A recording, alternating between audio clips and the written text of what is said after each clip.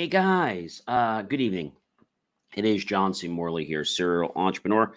I'm sure you caught my hat. BelieveMeAchieve.com for more of my amazing, inspiring creations. Whether you're with me at 11:16 p.m., 11:16 a.m., 3 a.m., 3 p.m., or maybe even 4 a.m. or 4 p.m., it doesn't really matter. But I'm very grateful that you're here with me tonight, Friday, to wrap up this master topic that we have for the week. So thank you so much. Our master topic of the week is what we don't know about our bodies, Series 3, Show 29. And the granular for tonight is key facts about the body you didn't know, Series 3, Show 29, Episode 7.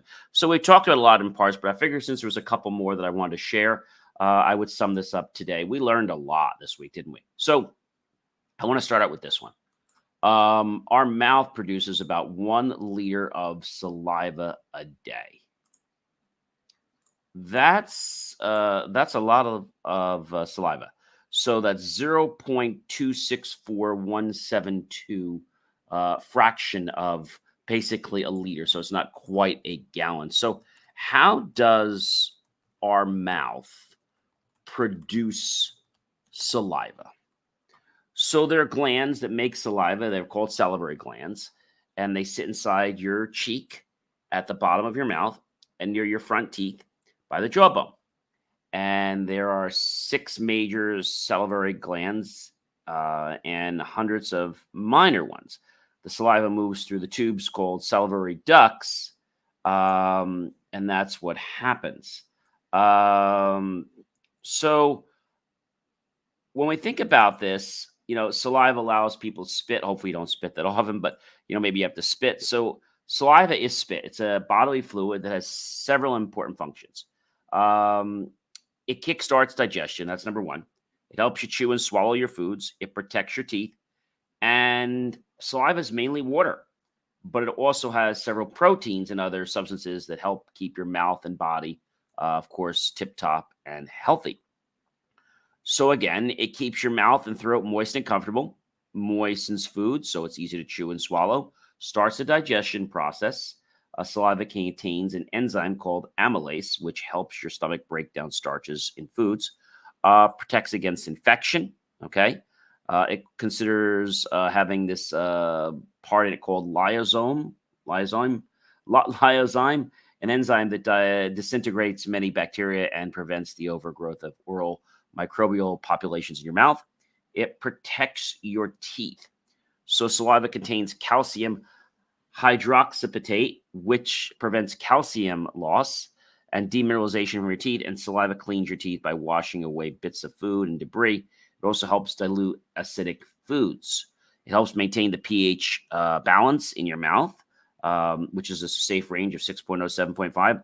Helps repair tissue in your mouth. Saliva has certain proteins and growth factors that work to regenerate tissue and promote wound healing, such as if you've burned your roof of your mouth by eating pizza too fast or a cup of coffee or tea. If you bite the inside of your cheek, for example, your spit can start healing that process. Helps you taste foods. Dry foods need moisture for your taste buds to pick up on their flavors, and saliva produces this moisture. So it's really, really cool how it works. Your parotoid glands are just in front of your ears, and the saliva is produced by your parotoid glands, and then it enters your mouth from the small ducts near your upper molars. And these are the largest salivary glands. And the sublingual glands, these are below either side of your tongue and under the floor of your mouth. And then there's also the submandibular glands, and these are also very important. These are below your jawbone, like your and the saliva from your submandibular glands enters your mouth from under your tongue. Wow. So your ANS, your autonomic nervous system, mainly controls salivation, and it's part of your overall nervous system functions. So a lot to go on. Saliva is 99% water and 1% proteins. It's electrolytes and other substances. Researchers have found out that there's over 1,000 proteins in saliva, but only 10% of them are in high abundance. Proteins are large, complex molecules that do most of the work in cells, not to be confused with macronutrient proteins. and they have several important roles. Examples of some of the most prevalent proteins in your saliva, like amylase, we talked about, helps you digest your foods. Your pancreas and salivary glands mainly make amylase. Most of your body's amylase is in your spit, but there can be some in your blood and pee as well. There's PRPs, proline-rich peptides. PRPs are a large family of salivary proteins that your parotoid and submandibular glands produce. There's host defense peptides. There's mucins, large proteins playing a significant role in lubricating the structures in your mouth.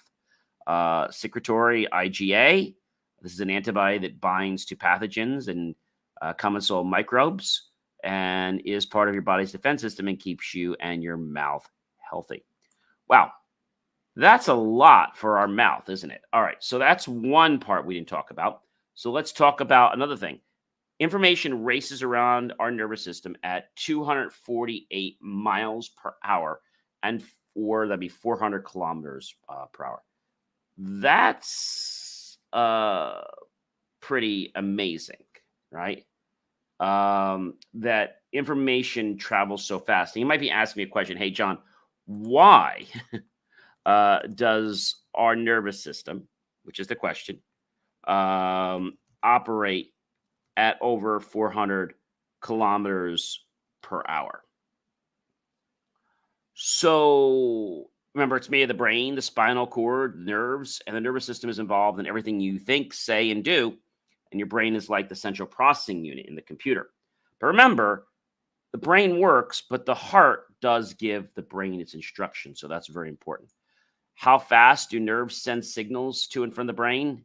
Very quickly, at about 268 miles per hour. In order to understand this, you could already be thinking of one thing and your brain's onto the next thought.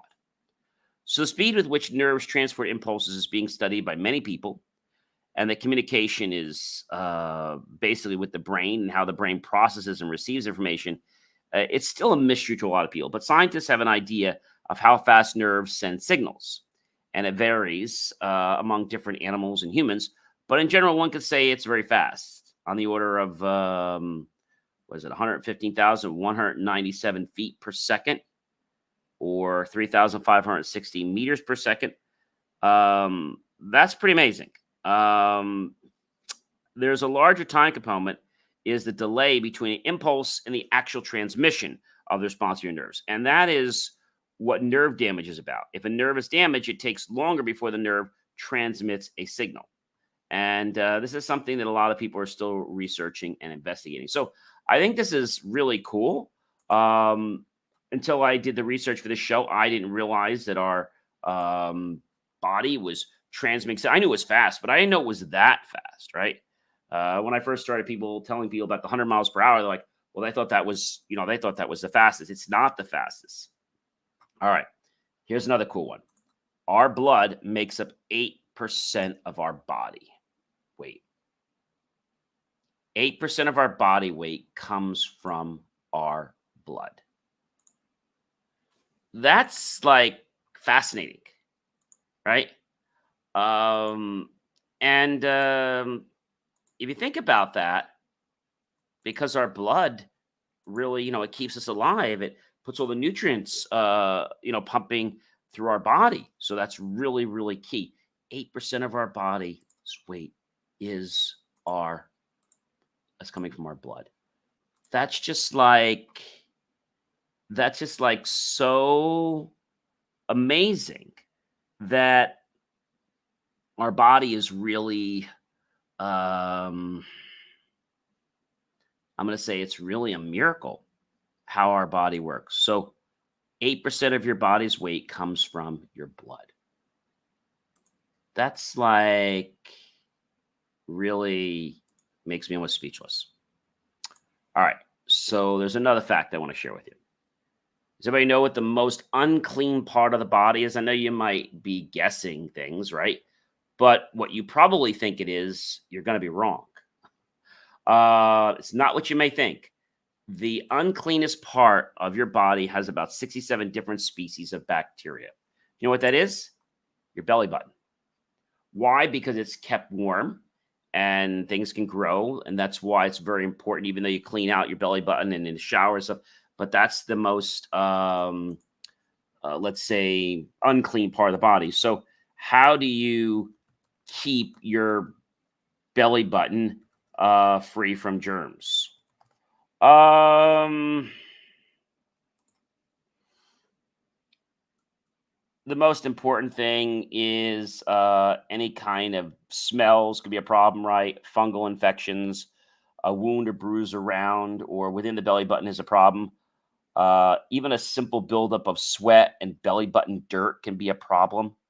An infected belly button are things like red, itchy skin around the navel, foul smells, swelling, yellow, green, or dark color discharge from it, persistent pain, particularly around a piercing, which I do not recommend, blistering around the navel or piercing.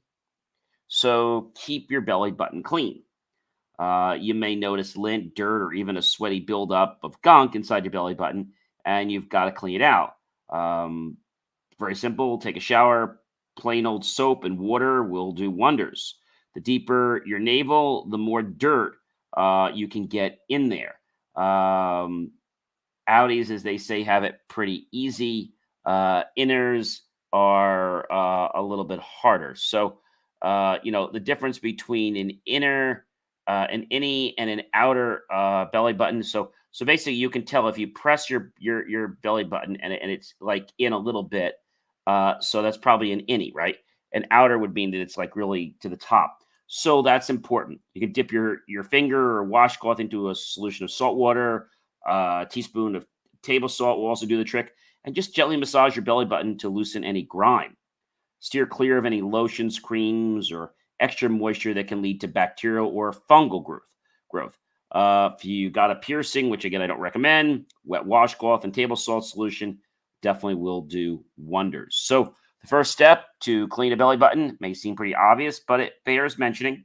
A shower with a plain old soap and water should remove lint, dirt, and some bacteria. You don't need to scrub, but you should make sure the shower washes away obvious grime. If you have an outie, lucky you, your belly button is probably pretty clean. Those with deeper navels may need to get a little more aggressive about cleanliness. So, dipping your finger or a soft washcloth in a solution of salt water is the solution. So, the people ask me this question, John. How do I know if I have an innie or outie belly button? So, it's pretty easy to tell. We call it belly button types, basically. Belly button types are pretty much they are there's they have the navel or the belly button remnant of your because remember that comes from the umbilical cord. That's where that's come from. So you have the typical the outie. You basically have the um, you have the one that's right on the top. You have the horizontal. You have a vertical. You have a light bulb. You have a round, and then you have a deep hollow. So an outie are often called outies. They're estimated 10% of the population has an outie belly button, with the remainder having an innie, according to chapters from the umbilicus and umbilical cords. Outies occur when the remaining portion of the umbilical stump where your umbilical cord was attached goes out instead of in. A deep hollow belly button will typically appear if there's a shadow underneath the belly button's top fold. So that's pretty easy.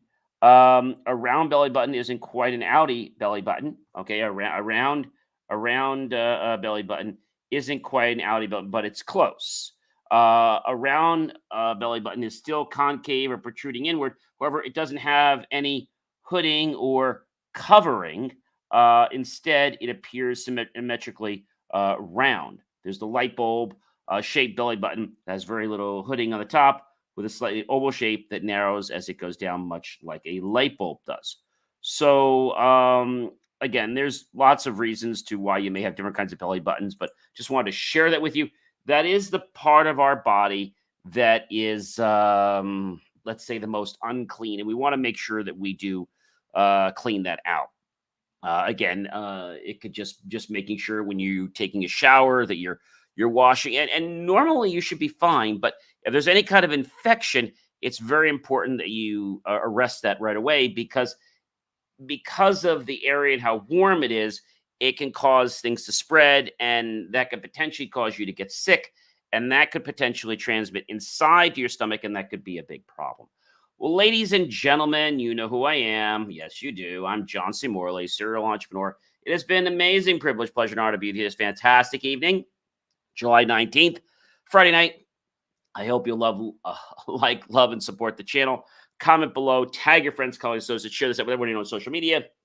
Go to my page, believemeachieve.com, for more of my amazing, inspiring creations. And I'll catch you guys in another video real soon. We'll have a brand new master topic tomorrow. I'm not going to tell you what that is. You're going to have to stay tuned. But do check out all my other great content, because there is a lot of it. And we gave you some amazing stuff this week, which is what you don't know about our bodies. And this is the manual that you've been waiting for that you didn't get because everybody was too anxious to go get lunch after they were born. Well, you know. All right. So have yourself a great rest of your night, everyone. And I will catch you guys sometime tomorrow for another brand new master topic. Incidentally, in case you guys are following, tomorrow will be starting our 30th show, episode 1. Wow. That's pretty amazing. Thank you so much for all your support. Really do appreciate it. Please do share, like, and love. It means so much to me. Take care, everyone, and have a great night.